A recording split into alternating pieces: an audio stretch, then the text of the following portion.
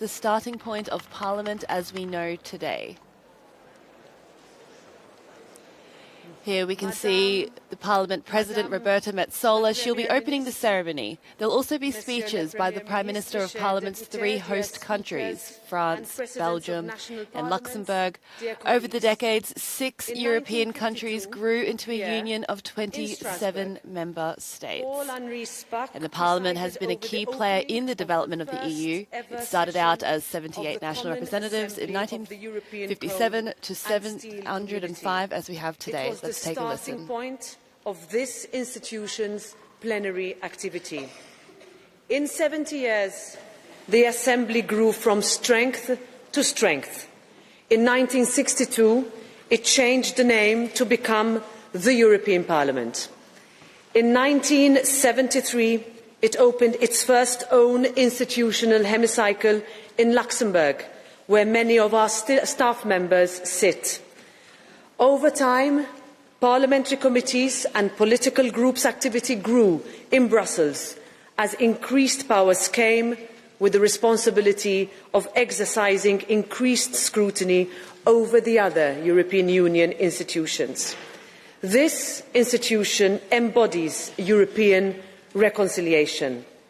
It matters that we are here in Alsace today as a living symbol of how far we have come. Symbolism is important, but this House is so much more. Over the years, consecutive treaties have allowed our House of Democracy to develop into a powerful, independent political forum with co-legislative and budgetary powers that impact millions of European citizens, that protects the best interests of citizens, that reflects and amplifies the voice of 500 million people. Today, the European Parliament has become the only directly elected, multilingual, multi-party, transnational parliament in the world. Its 705 directly elected members are the expression of European public opinion.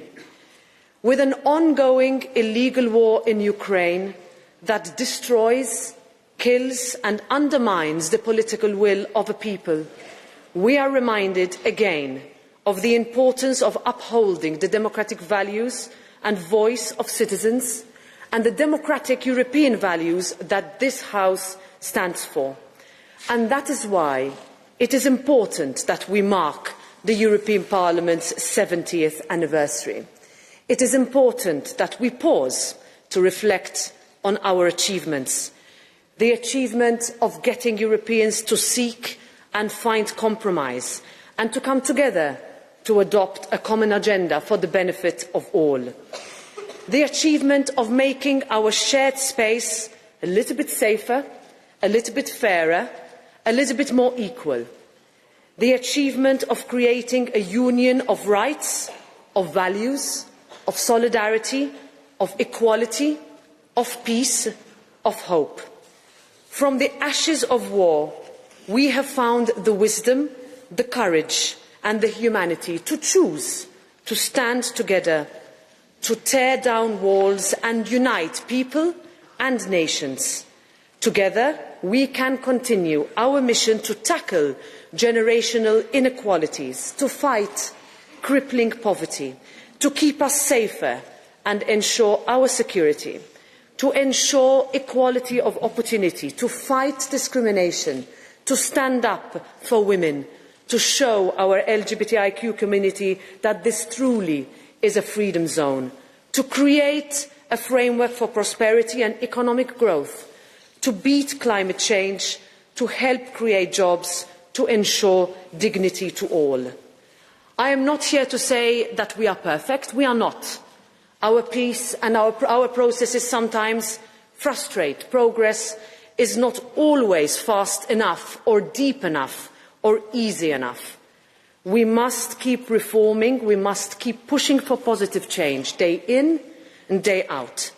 But I am proud of our achievements, of our way, of Europe being a beacon of the defence of democracy, of the way that we have never been indifferent, of how we have never looked away. Friends, Europe is the answer to so many of the questions our people ask of us. It is a way of life and a way of living. It was no coincidence that the EU flag was raised over Kherson after so many months of brutal occupation. It is because it symbolises hope, courage and belief. This is the legacy of our Europe, the legacy of this House, the legacy of the last 70 years. C'est à ce titre que les membres de ce Parlement dont j'ai l'honneur de présider se retrouvent along these lines that the European Parliament comes to vote democratically every month in Strasbourg, and it's in favor of human rights that European Parliament is constantly working to defend their needs, and it is for the needs of our European citizens that we fight, citizens that are impacted by inflation and by the increase in cost of living, and we will continue to rise to the challenges together. I invite you to watch a video clip prepared for the 70th anniversary of the European Parliament. Thank you.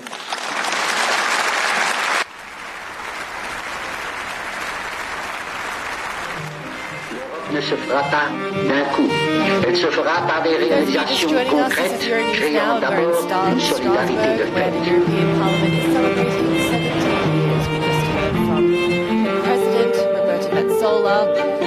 She says upholding the democratic voice of citizens and European values is at the heart of the House as war rages on in Europe and an energy crisis looms. To stay up to date on this story and more, you can find out at www.euronews.com, and we'll leave you with this clip from the European Parliament.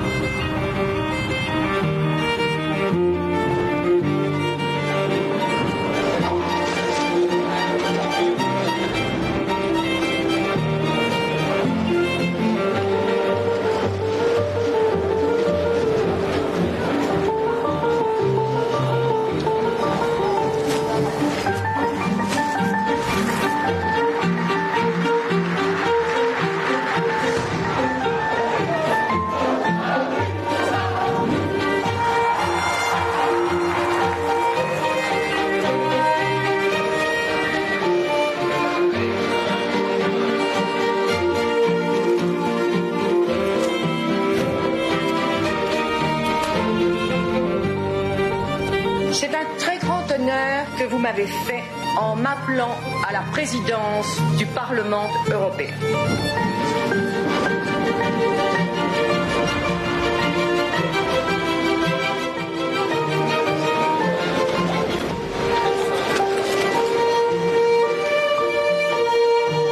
We thank you that by your ceaseless efforts and those of the millions of people you represent, you liberated from prison so many of us.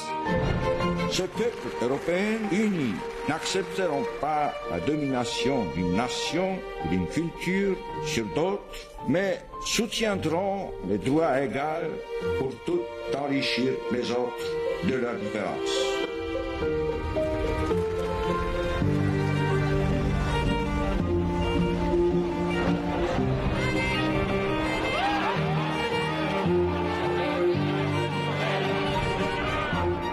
Der Aufbau des vereinten Europas ist vor allem anderen ein Werk des Friedens. Und dies müssen wir gemeinsam schaffen.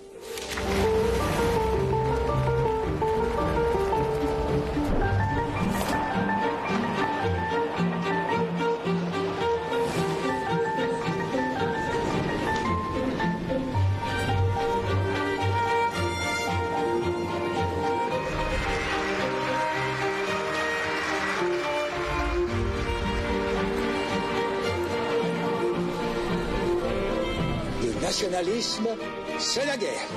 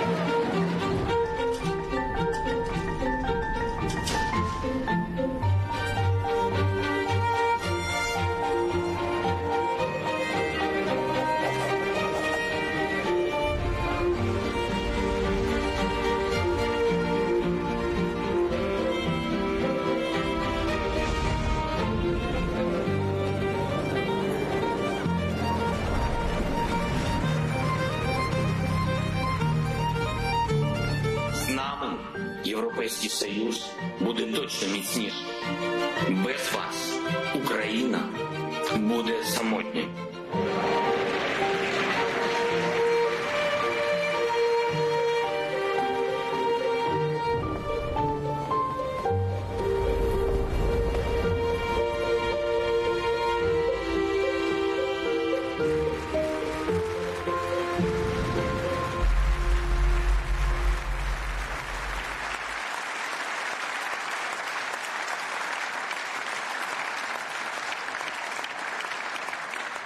Thank you very much. I will now invite the Prime Minister of Belgium, Alexander De Croo, to take the floor.